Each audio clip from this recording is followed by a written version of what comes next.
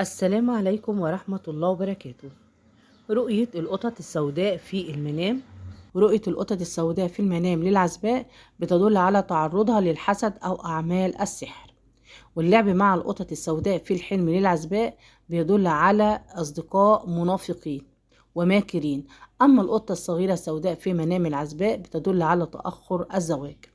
أما لعب القط الأسود في المنام للعزباء بيدل على شاب غير خلوق يقوم حولها. طرد القط الأسود من البيت في الحلم للعزباء بيدل على التخلص من الصديقات المنافقات. أما إذا رأت الفتاة العزباء قطة سوداء متسخة في البيت في المنام بيدل على إنها تصاحب ناس يريدون الضرر بها.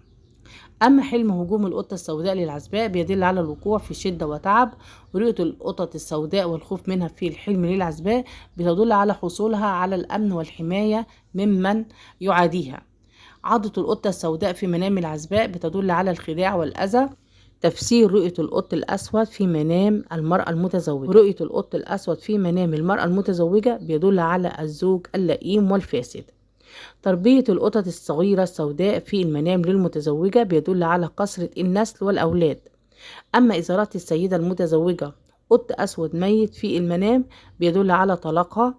والقط الأليف في الحلم للمتزوجة بيدل على علاقات زمالة مع الرجال. خربشة القط الأسود في الحلم للمتزوجة بيدل على المشاكل مع الزوج. والألم من عضة القطة في الحلم بيدل على خيانة الزوج أو قلة اهتمامه. طيب، طرد القط الأسود من البيت في الحلم للمتزوجة بيدل على وضع الحد للخلافات الزوجية. رؤية الخوف على الأبناء من القطط السوداء في الحلم بتدل على حمايتها لهم من كل شر وأذى. أما إذا حلمت المرأة المتزوجة إن قطة سوداء تلاحقها فهذا بيدل على اللص المتربص والمؤذي. أما ضرب القط الأسود على رأسه في الحلم للمتزوجة بيدل على تأديب الزوج، والله تعالى أعلى وأعلم. أما رؤية القطة السوداء في منام المرأة الحامل.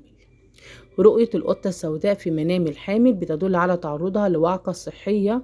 والقطة السوداء الأليفة في المنام للحامل بتدل على ولادة طفل ذكر وبتجد صعوبة في التربية. أما إذا رأت الحامل إنها قتلت قطة سوداء في المنام فبيدل على نجاتها من أعين الحساد. مداعبة القطة السوداء في الحلم للحامل بتدل على حمايتها ورعايتها للجنين. أما النسف من عضة القطة السوداء في الحلم للحامل بيدل على خسارة وضرر. حلم القطة السوداء على باب البيت للحامل بيدل على مواجهة العراقيل في المكاسب.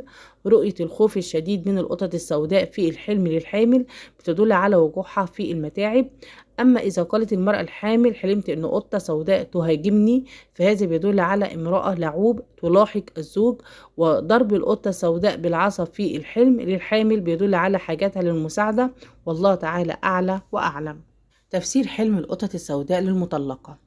حلم القطط السوداء للمطلقة بتدل على العدو والمكر. إطعام القطط الصغيرة السوداء في المنام للمطلقة بيدل على رعايتها لأبنائها وتحملها عناء نفقتهم لوحدها. أما ضرب القط الأسود حتى الموت في الحلم بيدل على انتهاء العلاقة مع الطليق. أما إذا رأت السيدة المطلقة قطط سوداء كثيرة في البيت في المنام بيدل على كثرة من يعاديها من أهلها. رؤية البكاء خوفا من القطط السوداء في الحلم للمطلقة بتدل على زوال الهم والحزن. الهروب من هجوم القطط السوداء في الحلم بيدل على ضعفها أمام من يعاديها. سيل الدم من عضة القط الأسود في الحلم بيدل على نهب مالها وحقوقها.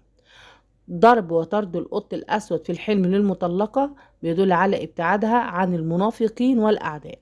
الهروب من القط الأسود في الحلم للمطلقة بيدل على نجاتها من شخص يتربص لها، والله تعالى أعلى وأعلم. دي كانت حلقتنا النهاردة، أتمنى يكون الفيديو عجبكم، ولو عجبكم اللايك والشير والاشتراك في القناة وتفعيل الجرس عشان يوصلكم كل جديد. والسلام عليكم ورحمة الله وبركاته.